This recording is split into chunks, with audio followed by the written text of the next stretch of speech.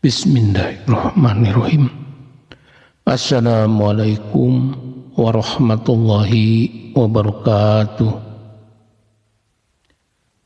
Para wargi dulur-dulur simkuring anu selawasna teu boleh mikarius tur mikasono kana carios-carios Sunda pidangan andang SR Gayuda Channel nuju di mana wae ayana bohanu caketna bohanu tebihna pun kitu deui kanu nuju ngalanglang buana anu nuju ngumbara di mancanagara.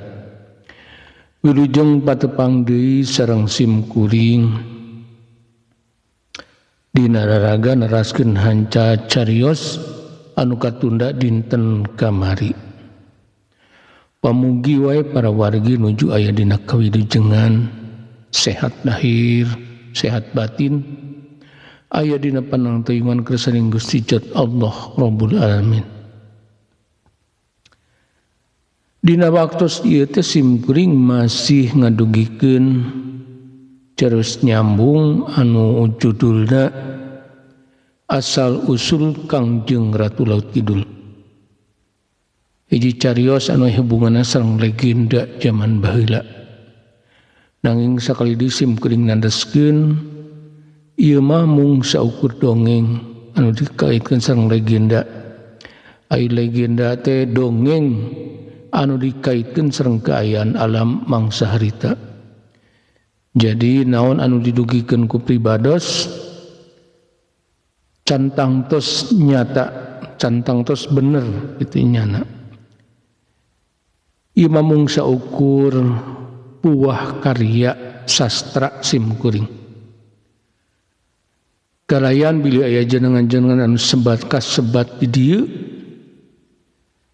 simkuring teu aya maksad nyebat hiji jalmi anu di alam nyata. Ieu mung saukur dina alam carita, alam dongeng. Mangga para wargi supados henteu nyangkolong ting kana waktos ieu carios urang kawitanan. Wilujeng ngadangukeun pun awitu astuna masidam mugia sarira salawasna aya dina kamuliaan.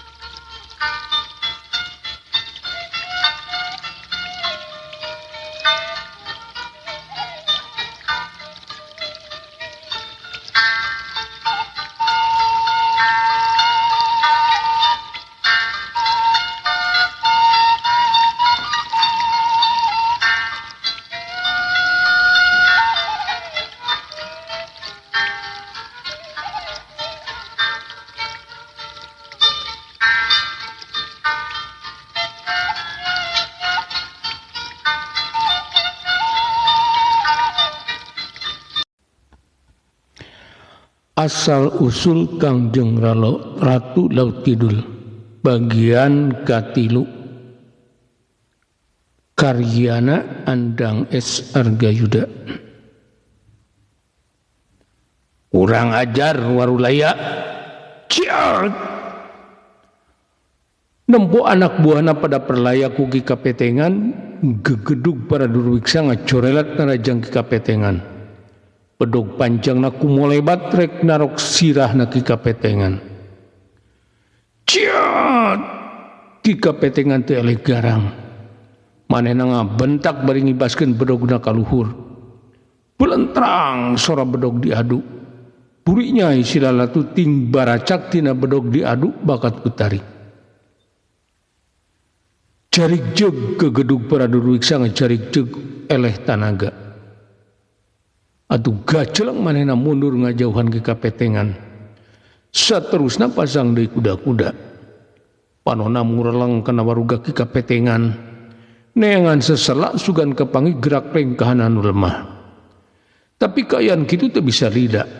Jika petengan tengantep sakilat awakna cumorelat narajang gegedug para duru wiksa. Ciat kika petengan kumolebat narajang pedogna nyewuk dina gerakan bulan sabit. Tumerapna ka gegedug para duru wiksa gentak lucat ka tukang. Laju ngarempot ka tukangan anak buahna anu keur tarung jeung para ponggawa. Atuh teu tatapas sini pedog kika petengan gabres ka anak buahna para duru wiksa. Aduh, saurang duru wiksa ngajerit dadana beulah kasabut ku bedog kika petengan. Si gegedug para duru wiksa gentak lucat bari ngahembatkeun bedogna. Mengpeng kika petengan keur dina kayaan kagok ceuk pikirna. Ciat si gegedug para duru wiksa ngahembatkeun bedogna bari ngagajleng. Bedogna deui-deui rek narok sirah kika petengan anu keur samudongko. Gerakanana kacida cepetna. Bedogna ngahiuk bangbaraan. Tandani ngandung kakuatan tanaga jero anu rohaka. Kika petengan jingkrak kagigir ningkahan bedog si gedug para duru wiksa. Kebenaran pas lucat seorang duru wiksa nu keur jojoh jeung ponggawa. Sakilat bedog disabetkeun. Celek kika petengan incak deui lemah. Tobat. Seorang duru wiksa nu kakeunaan sabetan bedog kika petengan tiwas sapada harita. Atuh rombongan duru wiksa teh kariduaan deui sedang ti pihak ponggawa ukur kelengitan saurang. Urang ajar warulaya modar sia. Gegedug para duru wiksa kacida amarahna. Sabab anak buahna pada tiwas ku polahna kika petengan. Sabab ku para ponggawa mah ukur saurang anu tiwas ku kitu manehna jadi amek nyadak tanaga midak. Langsung narajang ke kika petengan. Sebab lamun diantep anak buahna bakal binasa kabeh. Ciat kika petengan teu eleh galak. Sabab manehna oge kacida amarahna. Pongan ieu para duru wiksa teh geus kumawani nyeun laku jahat. Wani-wani rek ngarogahala Kangjeng Ratu Galuh.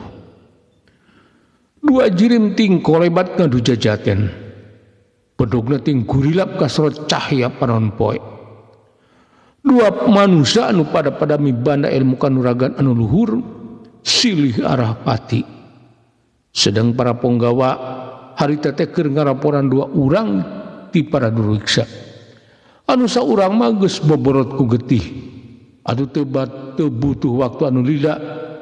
Dua urang duru wiksa teh perlayak dikeroyok ku para ponggawa. Nempok ayan kitu si gedug para duru wiksa sabil hatena. Sabab anak buahna geus tiwas kabeh. Aya oge anu hirup keneh geus teu biseun walakaya sabab tatu anu kacida parnana. Jadi kari manehna wae sorangan anu masih hirup. Bari jag-jag belejag. Pikeun manehna mah para ponggawa teh jadi kasieun. Ngan anu mata hatena jadi sabil teh ku anu keur diseung hareupan ku manehna nyaeta ku kika petengan anu ku manehna disebut Ki Warulaya. Montong waka gede hate Warulaya sanajan anak buah kula perlaya kabeh tapi pikeun kula moal ngeureunaan paniatan Ratu Galuh pasti perlaya ku kula. Si gegedug para duru wiksa susumar sabab manehna geus nekat rek ngajalankeun tugas nepi ka hasil pamaksudan. Ciat ciga gedug para duru wiksa ngagajeng bari ngahambatkeun bedog panjangna. Gerakanana kacida cepetna. Manehna ngahajat teu mereka sempetan kaki petengan pikeun narajang. Kika petengan teu eleh rancingeus. Awakna sarwaku molebat bari langsung nyabetkeun bedogna. Dipake nangkis bedog si gegedug para duru wiksa. Pelentrang deui-deui dua bedog diadu. Ciat ki kapetengan digerakan anu teu bisa kabade ku musuhna, sukuna kumolebat dipake ngajejek iga burung musuhna. Cebrod dampal suku kapetengan nengel kana iga burung musuhna. Aduh, si gegedug Pradurwiksa teh ngagoak. Igana karasa asa potong. Keur kitu bedogi kapetengan nyusul tepus jabat dadana. Atuh gentak si gedug Durwiksa teh ngejat mundur. Tapi gerakanana elat tungtung bedog ki kapetengan masih bisa ngoet igana si gedug Pradurwiksa. Berbae geti berulawaran kana bajuna. Ciat ki kapetengan teu ngantep. Sakilat manehna luncat bari nyabetkeun bedogna. Tapi si gegedug Durwiksa teu hayangeun kabeunangan anu kadua kalina. Manehna langsung jingkrak ka tukang. Sanggeus kitu manehna ngacorelat muleuweung. Si gegedug Pradurwiksa teh milih kabur. Nempokayaan kitu para ponggawa ting beretek ngudag. Tapi buru-buru ku ki kapetengan ngagorowok. Hei, ulah diudag. Ulah ngudag musuh anu kabur. Komo lamun kaburna ka jero leuweung dibahayaeun. Sabab manehna lain jalma biasa. Jadi bisa nyieun reka perdaya anu bisa nyelakakeun kana ngudag manehna. Ki kapetengan mere pepeling ka para ponggawa. Ari ngudag musuh anu kabur teh teu kapaksa-paksa teuing mah ulah dipilakon. Ki kapetengan kumaha layon balad urang kedah dikumahakeun. Salah seorang ponggawa tumanya ka ki kapetengan sabab aya sababaraha urang ponggawa anu perlayi akibat kakeunaan jam paring musuh. Ayeuna mah urang keur darurat keun wae heula engke di mana manggil lembur urang minta tulung ka rakyat eta lembur sangkan pangmulasarakeun para layon. Ki kapetengan lain teu hayangeun mulasara para ponggawa anu maota ngabela ratu, tapi keselamatan ratu leuwih utama.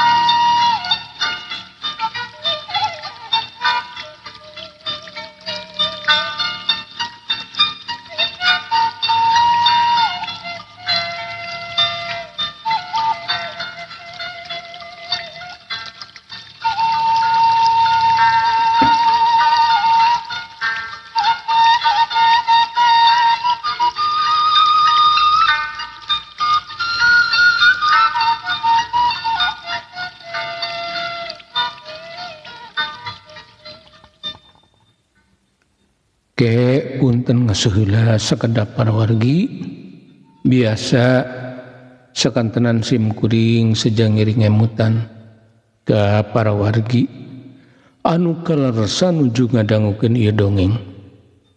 Bilih YouTube nanti acan di-subscribe, punten di-subscribe belanya kalayan pamitiasanya sareng lonceng notifikasina sareng like-na oge dihaturanan ngalebetan kolom komentar.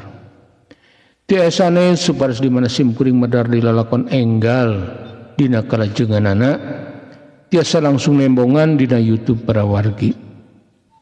Hatur nuhun kana perhatosanana. Mangga urang lajengkeun.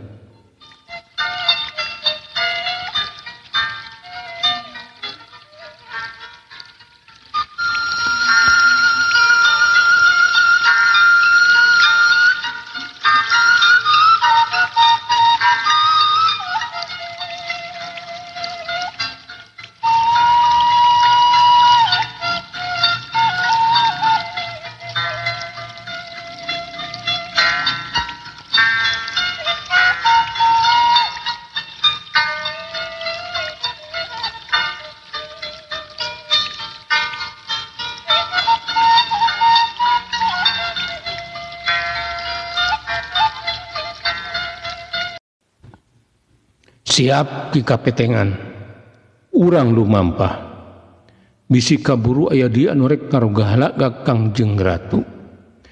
Si Ponggawa ngartieun kana maksud ki kapetengan nu madak manehna gentak ngajak neruskeun lampah. Purungan heula Jamparing anu patulayah sakalian cokot jeung gonewana. Urang gunakeun di mana lamun aya deui para duru wiksa. Ki kapetengan emang seukit akalna, kapikiran ku manehna yen eta Jamparing teh bisa digunakan ku para Ponggawa lamun aya deui bancang pakewuh. Sanggeus saged deui bring rombongan ratu teh neruskeun lampahanana. Tapi sakitu geus lumampah can manggih keneh lembur. Sedeng poe geus manjing ka burit. Antukna ki kapetengan mutuskeun pikeun leureut di hiji tempat anu merenah pikeun nyalindung. Tempatna plung-plong awas ka ditu ka dieu. Jadi lamun aya anu rek karogahala ka maranehna ti jauhna keneh bakal katembong.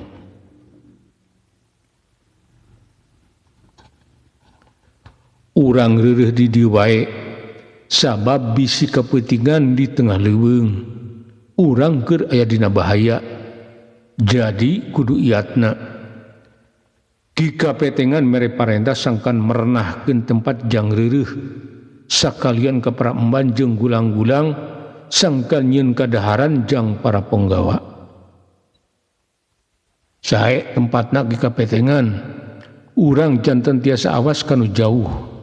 Kumaha kinten kitena bakal aya deui nu rek mergasa ka rombongan urang. Pimpinan para Ponggawa ngajak ngawangkong ka kipetengan. Manehna kacida helokna ku kabisa ki kapetengan anu sakitu saktina. Kula yakin para durwiksa pasti bakal aya deui. Sabab anu marentahkeunana can dicangkalak. Tujuan anu saknyana emang rek mateni Kangjeng Ratu. Tah ku kituna aranjeun kudu tetep waspada. Bakuna dina wanci janari. Sabab maranehna ngamangpaatkeun waktu keur meujeuh sarare tibra. Ki kapetengan terus-terusan ngelingan ka sakabeh para Ponggawa sangkan tetep iatna. Sabab ki kapetengan boga kayakinan para duru wiksa teh pasti bakal ngajorang deui. Siap ki kapetengan sakabeh Ponggawa tos diatur aya nu siaga di tempat anu nyamuni nyaeta anu tugasna ngagunakeun Jamparing atuh sabagian deui ngajaga Kangjeng Ratu.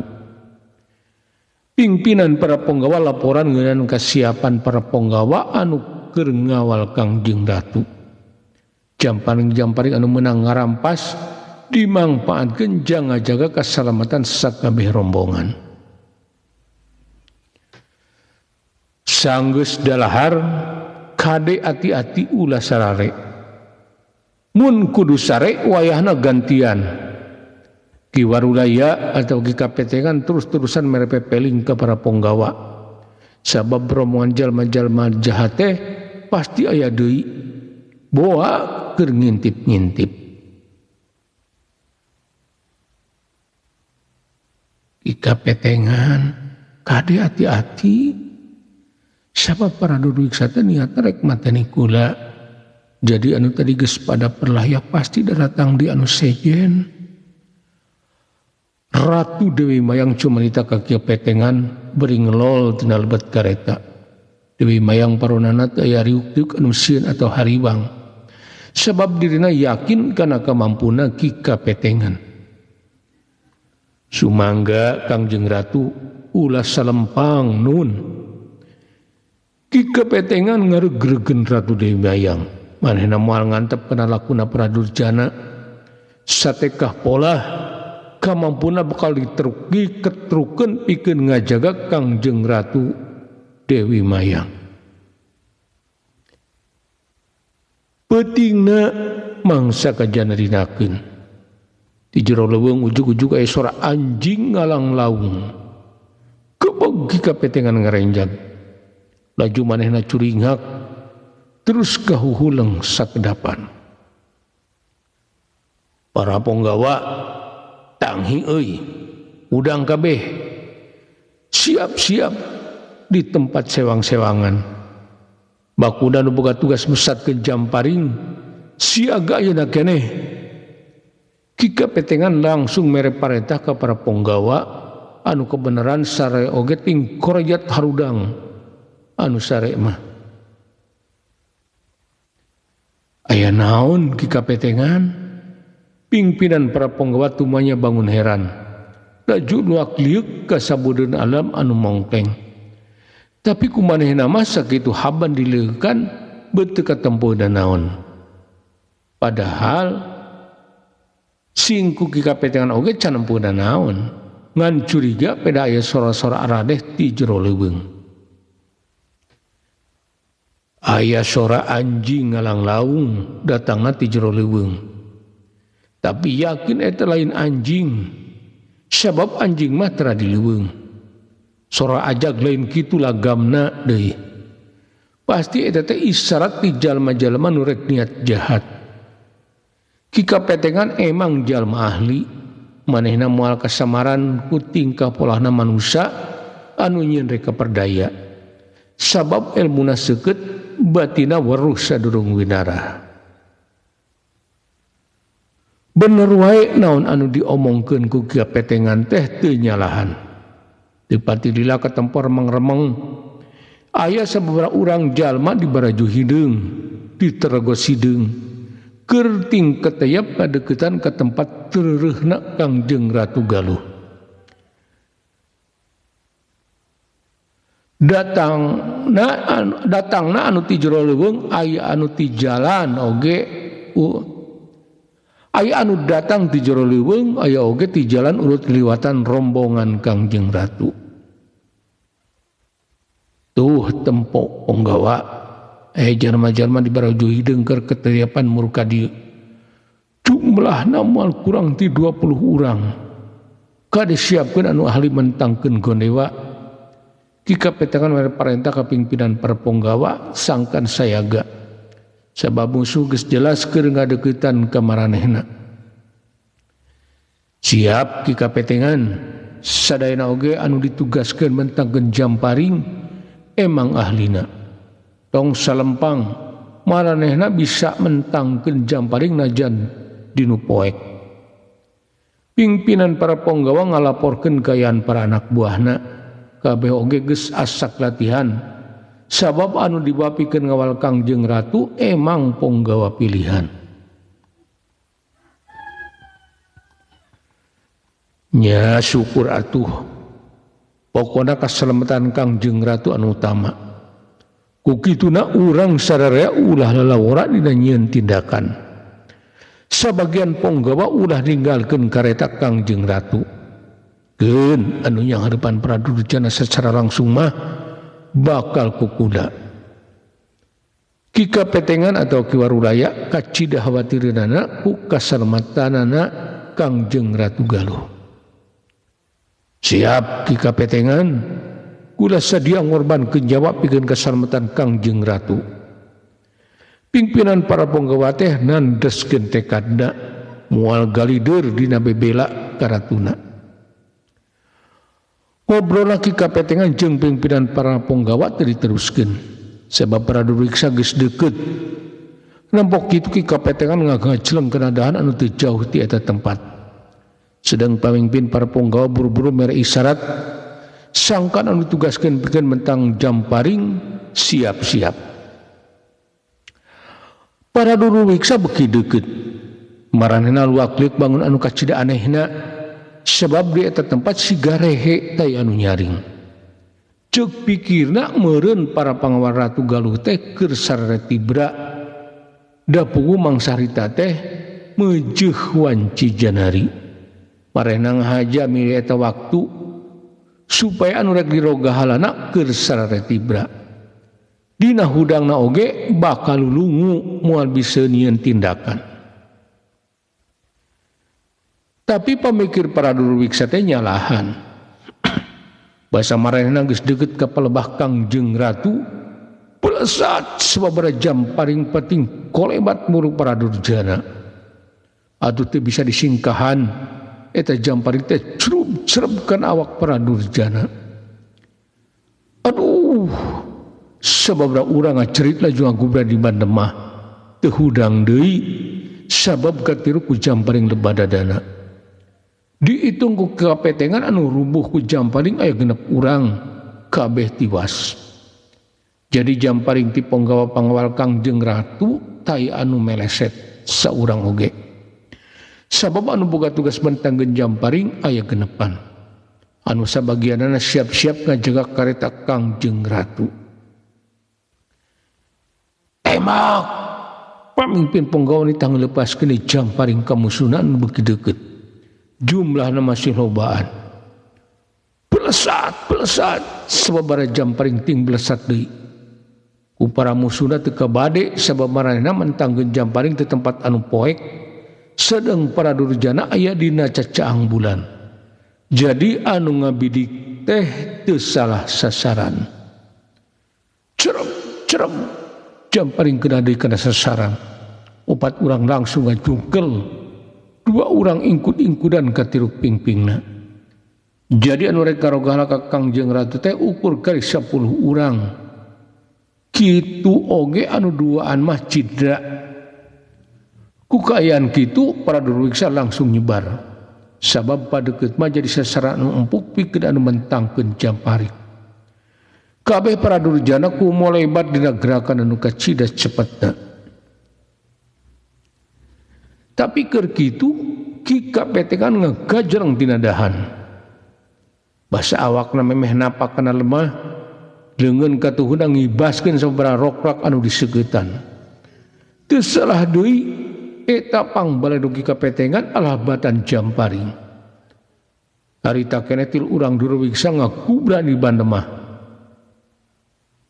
Tiwas sapada harita.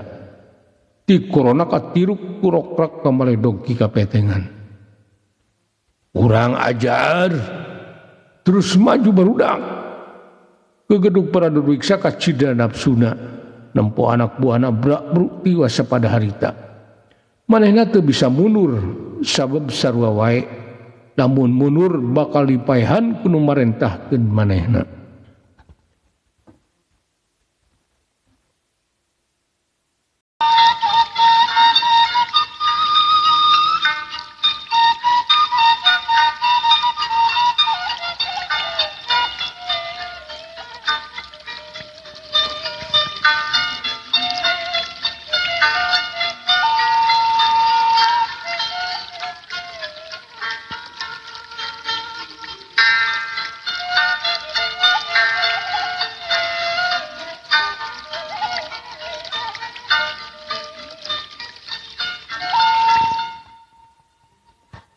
Pun para wargi rupina ceros nyambung asal usul Kangjeng Ratu Laut Kidul bagian katilu dicekapkeun mung dugi ka dieu.